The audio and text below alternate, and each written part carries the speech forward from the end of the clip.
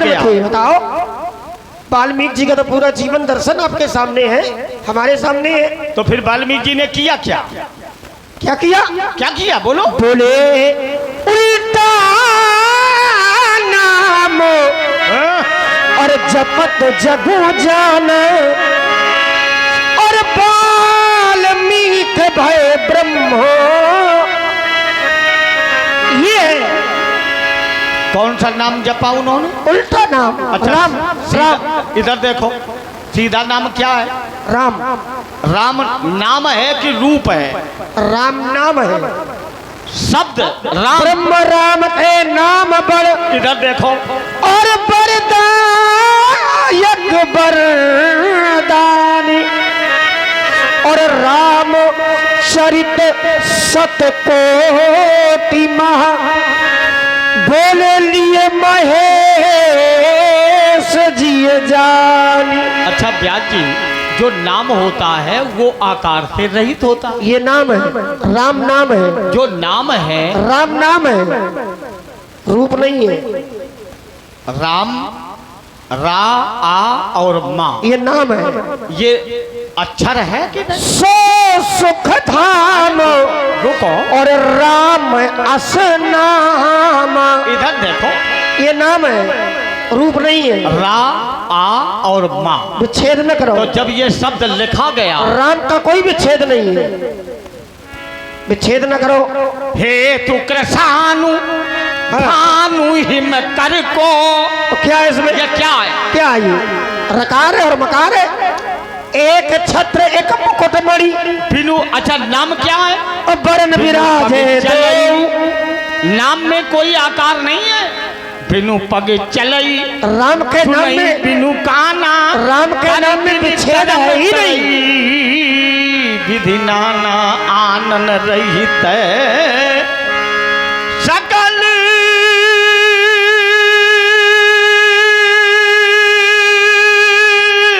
रस भोगी। तो बिनु वाणी बक्ता बड़ जोगी। तो जो राम है ये शब्द है कि नहीं? तो नाम है, हमने बताया तो। अब ये शब्द ब्रह्म, अक्षर ब्रह्म, अक्षर विषय अलग हो गया। अक्षर ब्रह्म, ओंकार। ओंकार क्या है? यही अक्षर है। अक्षर विषय अलग है। प्रकर्षणेन नयेत इति प्रणवाः। अक्षर होता है एक, और जब दो मिल जाए तब बनता है नाम। तो राम नाम है, लड़ाई लेकर यहाँ नहीं है। अच्छा, लड़ाई अपनी कर्म की है। फिर आओ कर्म पर। जब नाम जपा जाता है तो नाम, जब कर्म की लड़ाई चल रही है, सुनो, ऐसा कोई प्रमाण लाओ कि महाराज जहां कर्म किया गया हो और उसका परिणाम उसे मिला हो। देखो राजकुमार, मेरी है कोई दृष्टि ऐसा में, प्रमाण? ऐसी दृष्टि में जिसने जो कर्म किया है उसको फल मिला है। कोई? अवश्य में भोक्तव्यम कृतम कर्म शुभाशुभम। मैं कहता हूँ नहीं मिला। चाहे अच्छा कार्य करो तो फल, और अशुभ कार्य करो तो भी फल। ये जीव उसका भोक्ता है। देखो महाराज, आप कोई बात कहो और हम कोई बात कहें, आप कहो कि बात अच्छी है, हम कहने लगे बात बुरी है, तो देखो न तो तुम्हारी मानी जाएगी ना हमारी मानी जाएगी। देखो मेरी तो सब जगह से मानी जाएगी। उसको प्रमाणित करने के लिए हमें साक्ष्य की आवश्यकता है। अरे मुखे तो सकलम शास्त्रम, इधर देख, मुख नहीं है, मुखे तो सकलम शास्त्रम प्रश्नतरौ शशरौ धरौ इदं छात्रम इदं ब्राह्मणं शास्त्रादपि शरादपि। इतना झूठ बोलते हो तुम, कहाँ से तुम्हारा विश्वास कर ले हम? यमाहुर वासुदेव, तुम तो तुम रहे, तुम्हारे पुरखा विश्वास करेंगे इस पर, मुझ पर। तुम विश्वास नहीं विश्वास है तो विश्वास की कृपा पात्र है। ये कह सकते हो, विश्वास नहीं हो, क्योंकि विश्वास कौन है? कौन है? वंदे बोधमयम नित्यम गुरुम शंकर रूपणौ। शंकर जी विश्वास के रूप में है। लेकिन विश्वास कौन है? शंकर जी। बट विश्वास, तो वहां जाओगे। बट विश्वास अचल निज धर्मा तीरथ राजे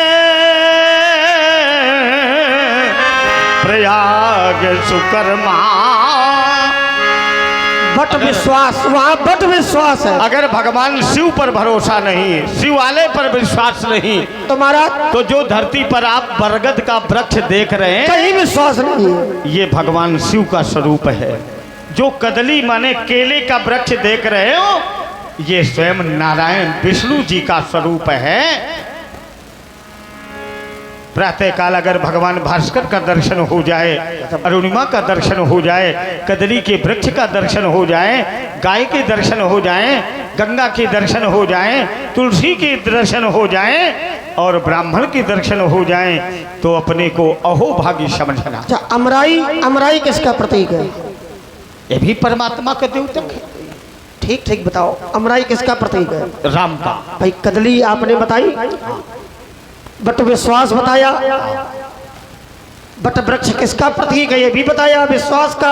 अरे जैसे कदली, कदली के लिए तो अमराई किसका प्रतीक है? आम्र, राम किसका प्रतीक है? आम, राम, अमराई राम का। आम का जो अमराई माने अमरा, आम का बाग, हाँ, ये किसका प्रतीक है? ये बसंत का भी प्रतीक है। बसंत का प्रतीक नहीं होता है वो फिर तो, ये जैसे विश्वास शंकर जी का प्रतीक है। हाँ? तो अमराई किसका प्रतीक है? राम, राम का प्रतीक अमराई है कि आम है? आम्र, आम्र राम का प्रतीक है, आम्र, अमराई नहीं है। अमराई किसका प्रतीक है? तो आइए अब जी एक करदानी वही है। कहाँ है?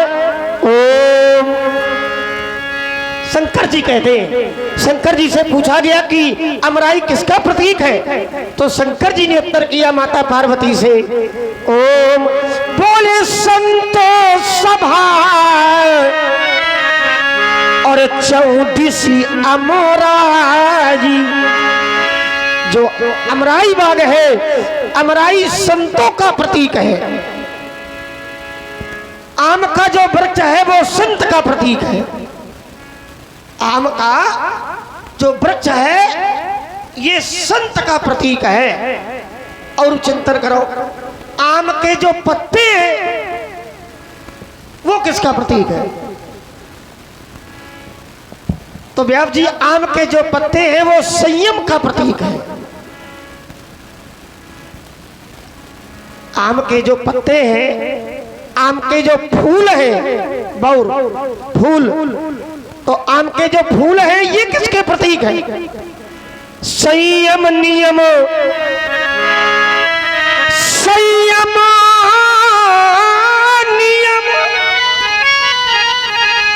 और फूल फल ज्ञान। संयम और नियम, व्यास जी, आम के जो फूल है ये संयम का प्रतीक है, और आम का जो फल है,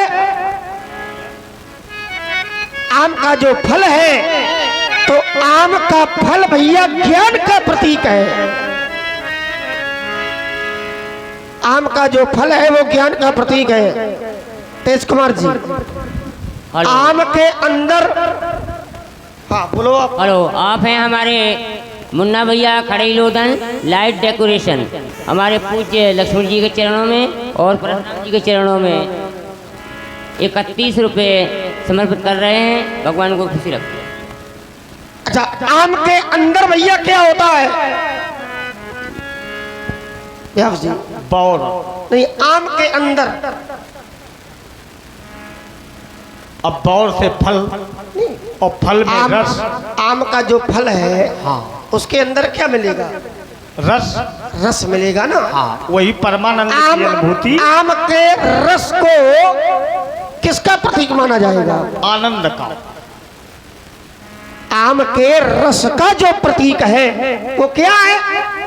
आनंद का नहीं है, फिर किसका? वो भक्ति का प्रतीक है। पागल कहीं। आइए वही अर्धानी है व्यास जी, कहीं जाना नहीं है। क्या है? आम का रस क्या है?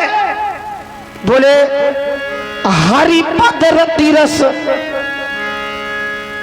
संयम नियम और फूल फल ज्ञान रस दे दो बखाना।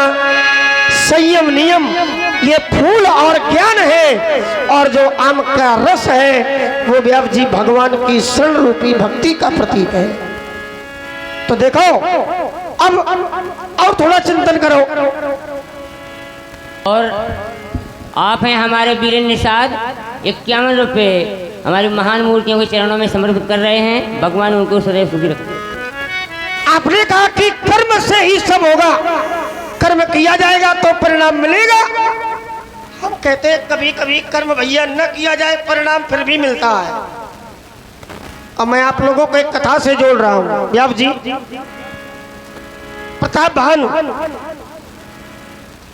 प्रताप भानु ने एक कर्म किया, लेकिन भानु प्रताप के परिवार ने भैया कोई कर्म नहीं किया। परिवार का कोई दोष नहीं था, कर्म केवल राजा का था, लेकिन श्राप पूरे परिवार को भोगना पड़ा। संतों ने ब्राह्मणों ने श्राप दे दिया, ओम निशाचर जाई तुम और मूल सहित परिवार, जाओ जाकर के निशाचर हो जाओ, और वो भी परिवार के सहित। यद्यपि परिवार का कोई दोष नहीं था, परिवार ने कोई कर्म नहीं किया, लेकिन फल फिर भी परिवार को मिला। इसलिए सिद्धांत कहता है व्यास जी, और करे अपराध को, ऐसा भी होता है, और पाव फल भोग,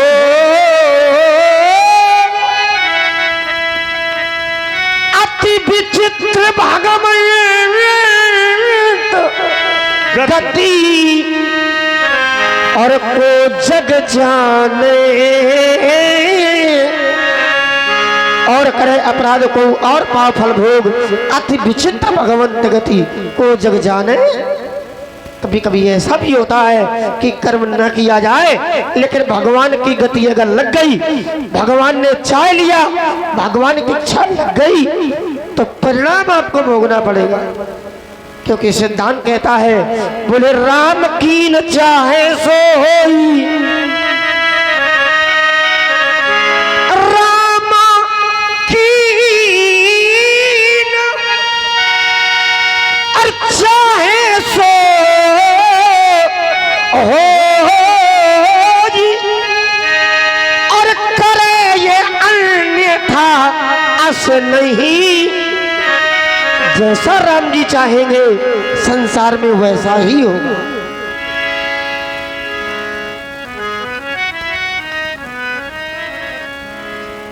उपदेश तो तुम बहुत अच्छा दे रहे हो, लेकिन क्या आप लोग इसे मानने पर उद्यत हैं? आप इसी धरती पर रह रहे हो, और आपसे अगर कोई कह दे कि ये धरती छोड़ दो, इस संसार से माया को हटाओ, अपने मन को हटाओ, परमात्मा से बांधो, तो ये कठिन विषय है कि सरल है? कठिन है, कमल, लेकिन करना पड़ेगा। अब जल को देखा है, जल में कमल है, कमल के पत्ते भी देखे, जल में निवास करता है कमल का पत्ता, लेकिन क्या उस जल का प्रभाव कमल के पत्ते पर पड़ता है? कमल के पत्ते के ऊपर कभी भी आप जल की बूंदें डाल कर देखो, क्या टिकता है? नहीं टिकता है। ठीक उसी प्रकार से जो लक्ष्मण ने इतना उपदेश किया, आपका भी मन ये संसार रूपी सरोवर में आप कमल के पत्ते बनो, और जो ये संसार की मोह माया है, लगाव है, समर्पण है, ममता है, इसको किनारे करो, अपने मन को परमात्मा की डोरी से बांधो, तभी महाराज ये लक्ष्मण के द्वारा दिए गए उपदेश का फल या भाव सार्थक होगा। और जब तक आप ऐसा नहीं करेंगे निर्विषया मनाहा काद राम की चाहत सोई पाचाल कहेंगे। राम तो कही रहे निर्मल मन जन सो मोई पावा मोई कपट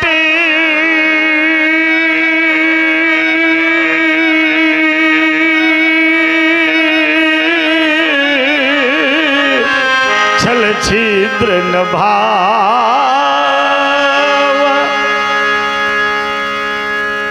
यदि राम को पाना चाहते हो तो कर्म करना ही पड़ेगा। बिनु विश्वास भगति नहीं ते ही बिनु द्रवही न राम। अब हृदय में विश्वास को तो स्थान देना ही पड़ेगा। अगर विश्वास नहीं है तो क्या फल मिलेगा। श्रद्धा बिना भगति नहीं होई और बिनु मही गंध की पावई सोई। गुरु बिनु भव निधि तरिय न कोई। क्यों तेजी क्या बिना गुरु की कृपा से आप भवसागर को पार कर जाएंगे। लेकिन गुरु की कृपा पाने के लिए शिष्य में पात्रता होनी चाहिए। अगर पात्रता नहीं है तो महाराज गुरु की कृपा भी नहीं मिलेगी। श्री गुरु चरण सरोज रज निज मन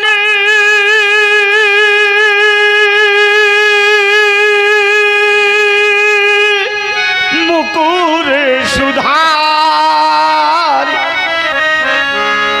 जब तक मन रूपी दर्पण तुम्हारा स्वच्छ नहीं होगा, मन तुम्हारा विषयों से अलग नहीं होगा, मन तुम्हारा विकारों से दूर नहीं होगा, तब तक महाराज तुम्हारे ऊपर गुरु की कृपा भी नहीं होगी। तभी तो योगियों ने कहा योग चित्त वृत्ति निरोधा प्रमाण विपर्य निद्रा स्मृति विकल्प। तो जब तक ये विकार आप दूर योगिक क्रियाओं के द्वारा नहीं करेंगे, जब तक ये कर्म नहीं होगा, तब तक क्या तुम्हारा कल्याण हो पाएगा।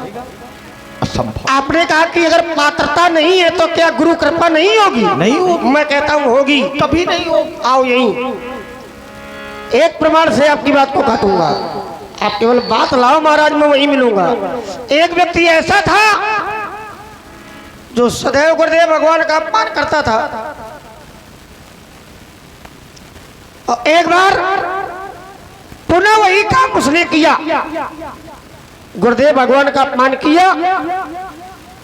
पात्रता तो गुरुदेव भगवान की कृपा के लायक नहीं थी, लेकिन क्या उस पर कृपा नहीं हुई। कामयाब जी बोले एक बार हर मंदिर और जपत रहूं शिव नाम। अब ये पहले काकभूषुंडी की कथा सुना रहा। अरे तो सुनो। हाँ, समझ रहे हैं तुम्हारी भाषा। पहुंचो भाई, मेरा काम है आपकी बात को काटना। उसके लिए प्रमाण हमारे पास की पात्रता नहीं थी, फिर भी गुरु कृपा हुई। गुरु का कार्य ही है कृपा करना, शिष्य चाहे जैसा भी हो। एक बार हर मंदिर और जपत रहे वो शिव नाम, और गुरु आयो अभिमान ते उठ नहीं कीन। प्रणाम नहीं किया। और शंकर जी के मंदिर में बैठा था, और जैसे शंकर जी ने देखा कि इसने गुरुदेव भगवान का अपमान कर दिया, ये गुरु कृपा प्राप्त करने के योग्य नहीं है, तो शंकर जी को क्रोध आ गया। बोले मंदिर माझो और भई न भोपानी, और रे हाथ भाग्य आगे अभिमानी। यद्यपि तब गुरु के नहीं क्रोधा, और अति कृपाल चित सम्यक बोधा। लेकिन तू अजगर की तरह बैठा रहा, तूने गुरुदेव भगवान को प्रणाम नहीं किया। बैठ रहे अजगर एवं पापी, तू अजगर की तरह बैठा रहा तो जा, मैं तुझे श्राप देता हूँ, सहस्त्र वर्षों के लिए तू अजगर हो जा। लेकिन गुरुदेव भगवान तो गुरुदेव भगवान है, 1000 वर्ष के लिए गुरुदेव भगवान ने कृपा की कि नहीं और महाराज, गुरुदेव भगवान ने शंकर जी से कहा, आयु घटा दो। हाथ जोड़ लिए और शंकर जी से कहा कि ये तो कुपात्र है, यद्यपि कृपा के योग्य ये नहीं है, फिर भी मेरा शिष्य है, इसलिए हमारा धर्म है कि हम इस पर कृपा ही करें। आप भी कृपा करो, हम भी करें। तो कहा शंकर जी से, क्या कहा, आइए। शंकर दीन दयाल अब शंकर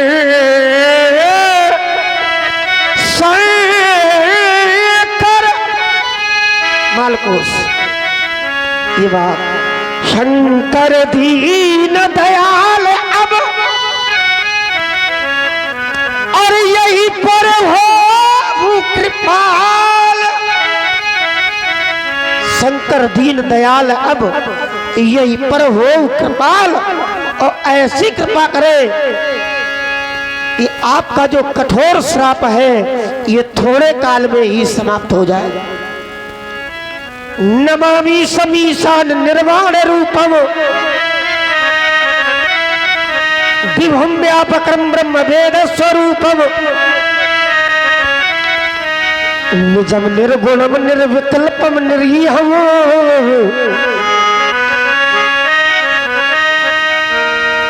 महाराज, जिस समय गुरुदेव भगवान के द्वारा शंकर जी की याचना की गई तो शंकर जी प्रसन्न हो गए और प्रसन्न होकर के उस पर कृपा की, आशीर्वाद दिया। तो शंकर जी रूपी गुरु ने भी कृपा की और उसके गुरु ने भी कृपा की और आशीर्वाद दिया कि जन्मात मरत और दुसह दुख होई। यद्यपि जन्म लेने में और मरने में व्यक्ति को दुसह दुख भोगना पड़ता है, मृत्यु में जितनी पीड़ा होती है इतनी पीड़ा व्यक्ति को कभी नहीं मिलती। एक जन्म के समय और एक मृत्यु के समय व्यक्ति को दुसह दुख भोगना पड़ता है। और शंकर जी ने आशीर्वाद दिया कि मेरा तुम्हें वरदान है कि जन्म लेने में और मरने में दुसह दुख मिलता है, लेकिन यही स्वल्पौ न व्यापे सोई, पर तुम्हें ये दुख प्राप्त नहीं होगा। तो महाराज वो पात्र नहीं था, फिर भी गुरुदेव भगवान ने कृपा की। तो महाराज गुरुदेव भगवान का ये धर्म है, शिष्य कैसा भी हो लेकिन गुरुदेव भगवान कृपा। इंद्र ने एक बार महात्मा बृहस्पति के विरोध में कार्य कर दिया और देवताओं के गुरु महात्मा बृहस्पति है, तो क्या महात्मा बृहस्पति ने कृपा नहीं की? फिर ऐसा नहीं है कि पात्र नहीं है, गुरुदेव भगवान का धर्म है शिष्य पर कृपा करना। और रही बात कर्म की तो महाराज एक करदाली फिर दिए देता हूं मैं। शंकर जी कहते हैं व्यास जी, क्या कहते हैं, बोले हुई है सोई जो राम रची राखा। शंकर जी नहीं कहते कि कर्म करो तब मिलेगा ना, वही होगा जो राम जी चाहेंगे। लेकिन ये कब हुई है सोई जो राम रची और को करी तर्क बढ़ावे, तो वही होगा जो राम जी चाहेंगे।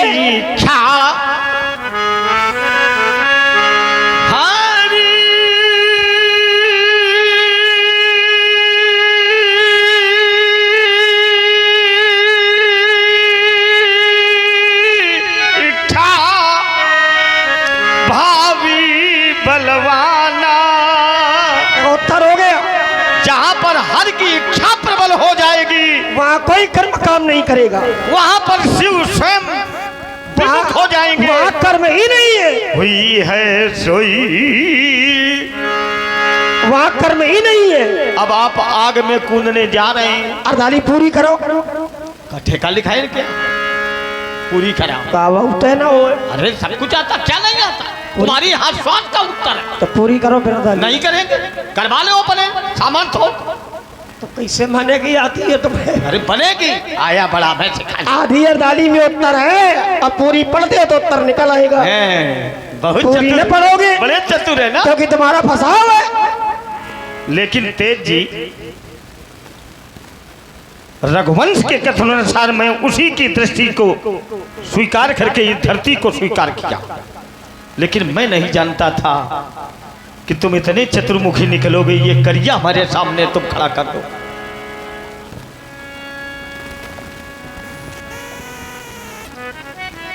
जिसको महाराज पूरी रामचरितमानस ऐसी भगवत कृपा हो गई, श्रद्धावान लभते ज्ञानम। इतना देखो तर्क वितर्क चला, लेकिन मानस पटल पर प्रसोद का भाव नहीं।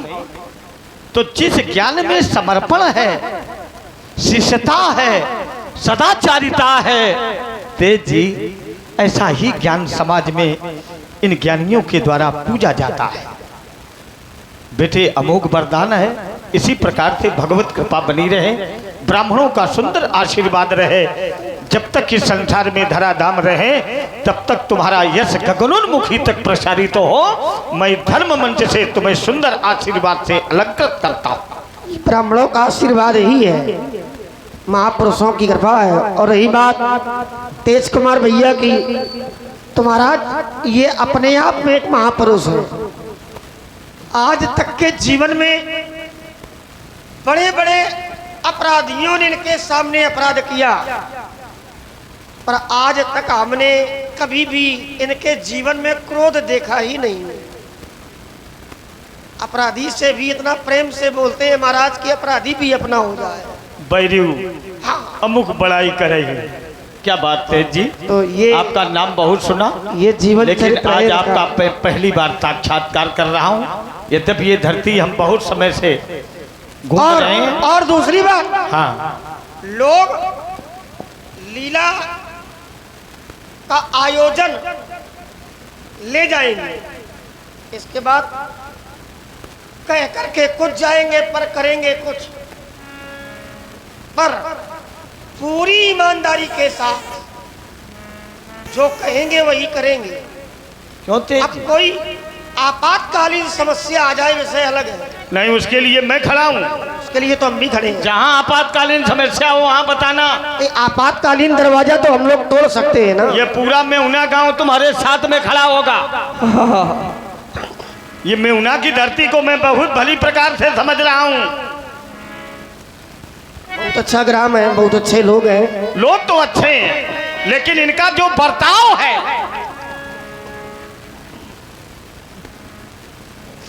अब तो ऐसे लग रहा कि इस गांव में सभी भक्ते भक्त दिखते। अरे सभी लगता क्या है ही है, लगता क्या है। ओ अगली बार ये याद रखना, ये महात्मा तुम्हारे घर में रहेगा।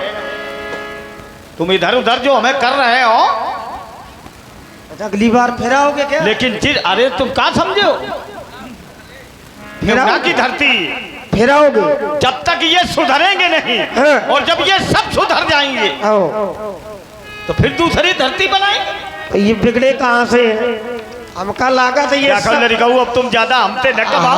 हमें लगता है ये सब सुधरे हैं, बिगड़े केवल तुम ही मरो। अगर एक बात हमारी आप लोग मान लें, जिस दिन घर में भगवान की कथा हो, जिस दिन गांव में राम की लीला हो, जिस दिन गांव में किसी की बेटी की बारात आ रही हो, महाराज अगर उस दिन आप लोगों ने केवल मदिरा का पान त्याग दिया तो हम समझेंगे कि परशुराम इस धरती पर आना हमारा सार्थक हो गया। यद्यप आप लोग सुधरेंगे नहीं, लेकिन याद रखना, जब राम की लीला हो, घर में कथा हो, किसी की बेटी की बारात आ रही हो, कम से कम महाराज इस दिन तो त्याग दो, तो हम समझेंगे कि आप लोगों के ऊपर भगवत कृपा है। इतना बड़ा उपदेश दे रहे हो और आप हैं, और आप स्वयं नहीं करते हो वो काम। एक बात बताओ भैया, किसी पिता की बेटी का विवाह अगर हो तो अपराधी और विरोधी भी उस दिन सहयोग की भावना रखते हैं। और यहाँ भी आज राजा जनक की कन्या का विवाह हुआ। कन्या का विवाह हुआ। एक पिता पूरी जीवन की कमाई लगा देता है, पूरा जीवन लगा देता है बेटी के सुख के लिए, बेटी के विवाह के लिए। भैया हमारा जो शत्रु होता है उस दिन वो भी कहता है कि जीवन भर मेरी शत्रुता रहेगी, पर आज उसकी बेटी का विवाह है इसलिए आज उसके साथ में कोई शत्रुता नहीं है। बेटी के विवाह में हमें बाधा नहीं फैलानी है, सहयोग की भावना रखता है। अरे तुम सहयोग न करो बेटी के विवाह में, तो उपद्रव तो न करो। अरे मूर्खा देराज इधर सुन, पाचाल कहीं के उपद्रव तो न करो।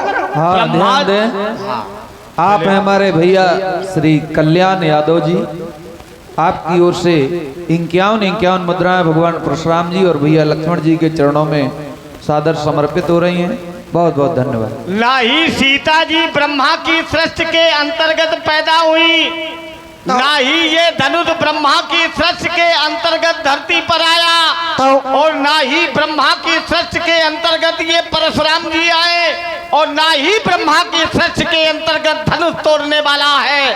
ये सभी ये प्रकृति से अलग है।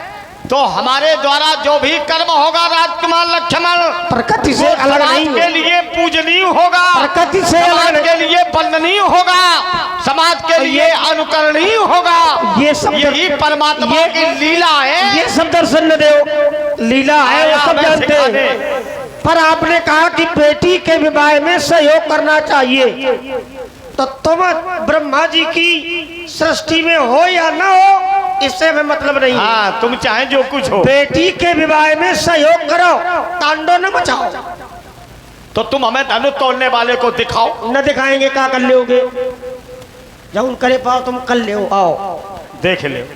ये केवल मेहुना के भक्तों के लिए आप लोगों के सामने, और ये ताल ठोक रहा हो। ना हो तो चलो निकल चलो बाहर। आप लोग हंस रहे हो। आप बिल्कुल हंसेंगे। मैं तुम्हें वरदान भी दे रहा हूँ, श्राप भी दे रहा हूँ। अरे तुम श्राप दो। तुम्हारे नाती लड़का जब तुम्हारे छाती पर चढ़कर ऐसे ताल ठोके, वो ऐसा कोई कर्म करते नहीं है। देखो तुम्हारा देखो संसार में कहीं कुछ नहीं, सब अच्छे हैं।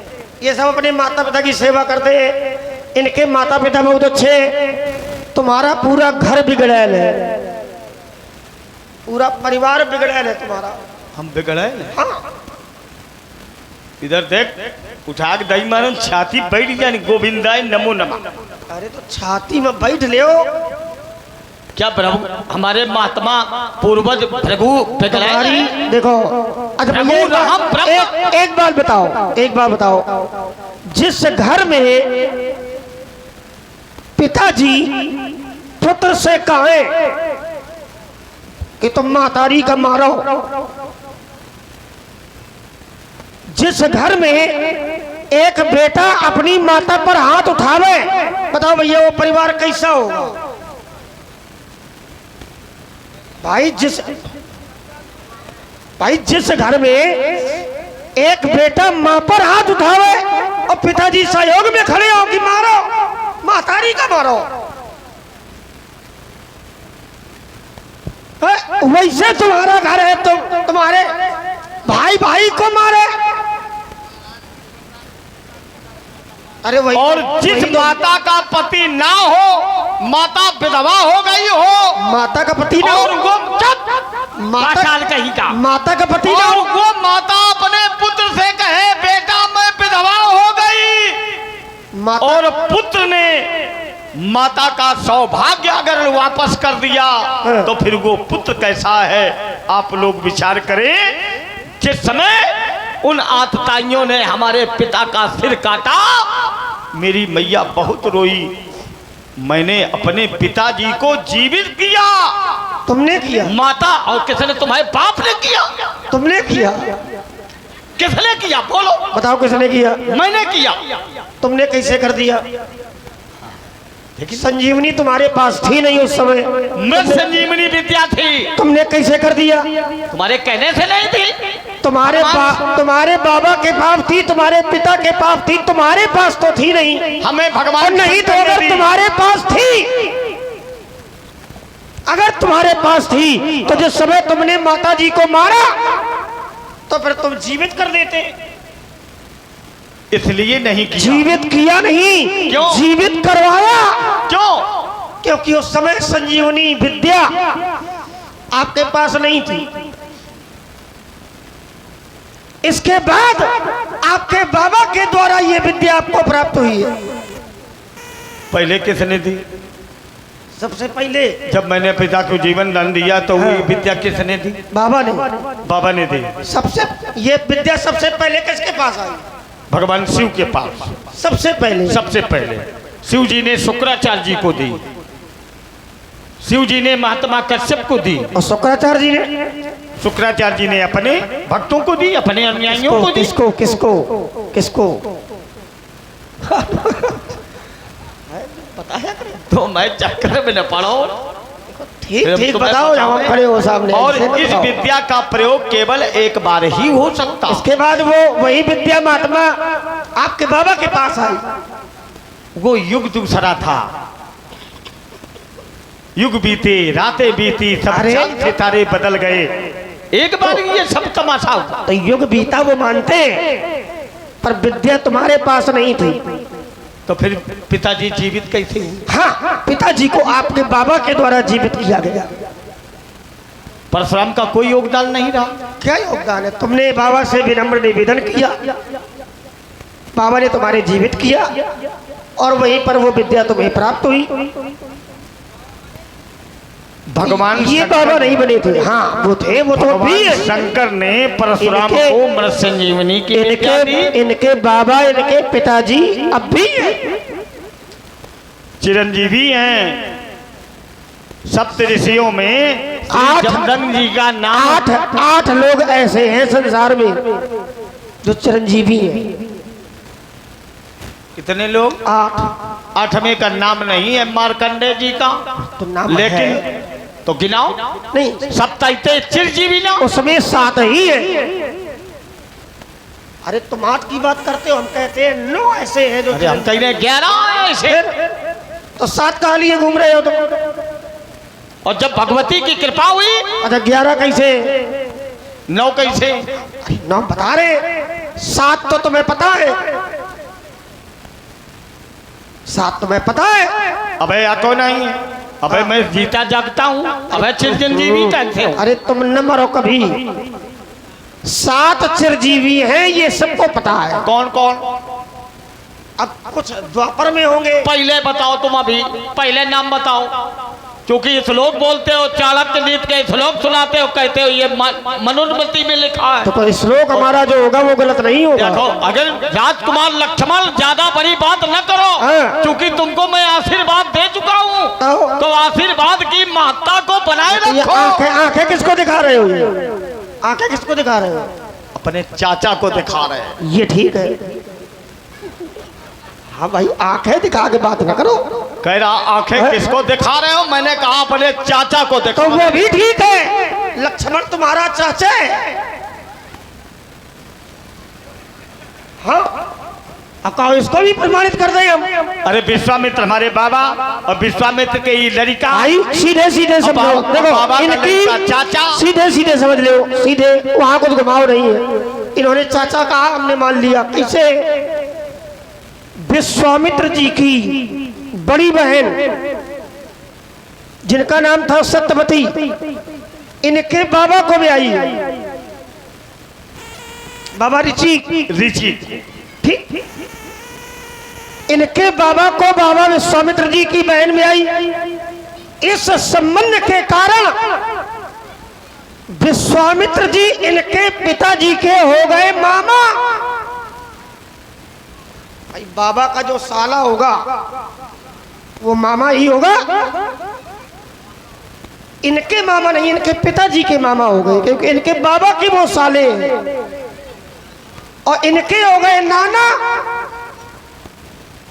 भाई हमारे पिताजी का जो मामा होगा वो हमारा बाबा होगा, नाना होगा हमारा। इनके हैं वो बाबा। ये विश्वामित्र जी के नाती हैं भैया। और जिस समय विश्वामित्र जी हमको लेने अयोध्या गए थे, तो हमारे पिताजी ने बताया कि आज से तुम ही इनके पिता हो, तुम पिता आन नहीं को सौंपे भूप ऋषि सुख। तो विश्वामित्र जी हो गए हमारे पिता, हम उनके पुत्र हैं, ये उनके नाती हैं, तो हम चाचा हैं, तुम भतीजे हो। अब आप लोग कल्पना करें, भतीजा तब से पूछ रहा धनुष तोड़ने वाला कौन, और ऐसे चाचा मिल जाए तब वही चाचन की गया बहुत होती। तो फिर चाचे का परिणाम मिला है, संसार में चाचे व्याप्त है। नहीं तो चाचा है का परिणाम है मिलो। तुम्हारे कुल में तो महाराज चाचे ने परिणाम दिया है। देखो ये एक साथ न जोड़ो, मान लो कहीं न जोड़े, अरे ये यही जुड़ेंगे तब संसार का सृजन होगा। क्षिति जल पावक गगन समीरा, ये जब तक जुड़ेंगे नहीं तब तक संसार होने वाला नहीं। अच्छा ये आओ सुनो, चाचा की बात है, चाचा की बात है। तुम्हारे बाबा के कितने पुत्र हैं? तुम्हारे बाबा के कितने पुत्र हैं? कौन बाबा? भृगु, ऋचिक, माते बहुत, शुक्राचार्य, अर्पव, बाबा ऋचिक, 3 बाबा के 3 पुत्र हैं। कौन कौन है? एक तो इनके पिताजी हैं, एक आपके चाचा हैं। सुना से हाँ, सुना से। अगर एक पिता के 3 पुत्र हैं तो भैया सब लोगों ने लगभग देखा होगा कि माता और पिता के अंत्येष्टि के समय जब जी महाराज या तो बड़ा पुत्र अग्निदान करेगा या छोटा, और या तो छोटा करेगा, बीच वाला कभी नहीं करता, नहीं करेगा। क्यों? क्योंकि बीच वाले ने अपने माता पिता को श्रापित कर दिया। कारण है इन्हीं के चाचा ने एक बार जिस समय हमारे पूर्वज राजा हरिश्चंद्र ने यज्ञ किया, हाँ, तो यज्ञ में, हाँ नरबली यज्ञ किया, तो यज्ञ में महाराज वरुण ने कहा या तो अपने प्राण दो, या तो अपने बेटे के प्राण दो, और या तो कोई ब्राह्मण पुत्र का बलि, या तो ब्राह्मण पुत्र की बलि दो। तो राजा हरिश्चंद्र ने अपने अनुचर भेजे, जाओ कोई ब्राह्मण पुत्र जा करके लाओ। और जिस समय राजा हरिश्चंद्र के अनुचर सैनिक संसार में घूमते घूमते कहीं नहीं मिला कोई, इनके घर में पहुंच गए और इनके बाबा से कहा कि जो पुत्र तुम्हें ज्यादा प्यारा हो वो तुम ले लो, एक पुत्र 3 में हमें दे दो। राजा हरिश्चंद्र के यज्ञ में बलि देनी है। तो इनके बाबा ने बड़े पुत्र को पकड़ लिया, कहा कि बड़ा पुत्र मुझे ज्यादा प्यारा है, इसे मैं नहीं दूंगा। माताजी आ गई, माताजी ने कहा कि क्या पुत्रों पर केवल पिता का अधिकार है? ना, माता का भी है। तो माताजी ने छोटे पुत्र को पकड़ लिया, पिताजी ने पकड़ लिया बड़े वाले को, माताजी ने पकड़ लिया छोटे वाले को। अब बचा बीच वाला जिसका नाम था सुना सेब। सुना सेब से इनके बाबा ने कहा कि जाओ जाकर के राजा हरिश्चंद्र के यज्ञ में बलि बन जाओ। बीच वाले पुत्र ने कहा यह न्याय नहीं है माता पिता का, 3 पुत्र हैं, तीनों पर बराबर प्यार होना चाहिए। बड़े वाले को आपने पकड़ लिया, छोटे वाले को माताजी ने पकड़ लिया, और बीच वाले को छोड़ दिया कि बलि बन जाओ। आज के बाद मैं श्राप देता हूं,